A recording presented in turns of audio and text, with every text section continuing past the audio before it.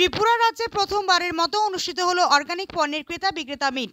রাজ্য সরকারের কৃষি ও কৃষক কল্যাণ দপ্তরের Tripura state organic farming development এজেন্সির উদ্যোগে আয়োজিত এই মিট হয়। এতে প্রধান অতিথি হিসেবে উপস্থিত ছিলেন ত্রিপুরা সরকারের কৃষি ও কৃষক কল্যাণ দপ্তরের মন্ত্রী রতনলাল নাথ, ত্রিপুরা সরকারের কৃষি ও কৃষক কল্যাণ দপ্তরের অধিকর্তা ডক্টর ফণীভূষণ জামাতিয়া, উদ্যান ও মৃত্তিকা সংরক্ষণ দপ্তরের অধিকর্তা Dipak Kumar Das, Tripura state organic farming development এজেন্সির managing director Rajib Debbarma, agriculture and processed food products export development authority তথা আপিডার ডিজিএম বিদ্যুৎ প্রমুখ। এই বৈঠকে রাজ্যের বিভিন্ন প্রান্তের অর্গানিক কৃষিজাত পণ্য উৎপাদনকারী কৃষকরা এবং রাজ্য ও বহিরাজ্যের ও বিদেশের ক্রেতারা উপস্থিত ছিলেন।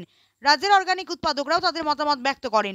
অনুষ্ঠানে বক্তব্য রাখতে গিয়ে মন্ত্রী রতনলাল নাথ বলেন, বর্তমানে বিশ্বে মানুষ শুধু খাবারের চাহিদা করছে না, বেশিরভাগ মানুষ ভালো রোগমুক্ত ও স্বাস্থ্যকর খাবার চাইছে। এই চাহিদা পূরণ করা সম্ভব অর্গানিক খাদ্যশস্যের মাধ্যমে।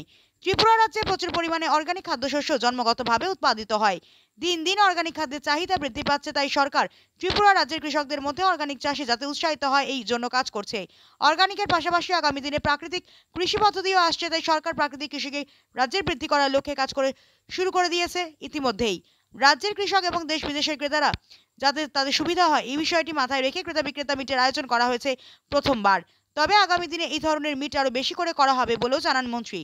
আনুষ্ঠানিক উদ্বোধনের পর বিরতি হয় এবং দ্বিতীয়ার্ধে টেকনিক্যাল সেশন অনুষ্ঠিত হয়, সেখানে ক্রেতা বিক্রেতারা অভিমত ব্যক্ত করেন। Bigger picture of organic products being showcased from different parts of the world and the popularity for organic products like vegetables, spices, alcohol, medicine, natural and organic cosmetics and what not.